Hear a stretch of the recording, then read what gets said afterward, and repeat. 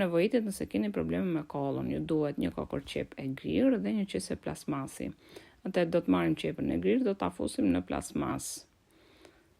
Dhe supozojmë se kjo është këmba.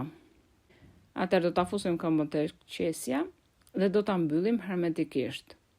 Pastaj do të veshim çorapet dhe në këtë mënyrë do ta mbajmë gjithë natën deri në mëngjes. Pastaj do ta heqim. Atëherë keni parasysh që qepa vendoset poshtë thembrës së këmbës, sepse thembra është ai pjesë e trupit e cila ka pore më të mëdha se çdo pjesë tjetër, duke bërë përthithjen maksimale të lëngut të qepës dhe duke dërguar ato në ato pjesë ku trupi ka nevojë.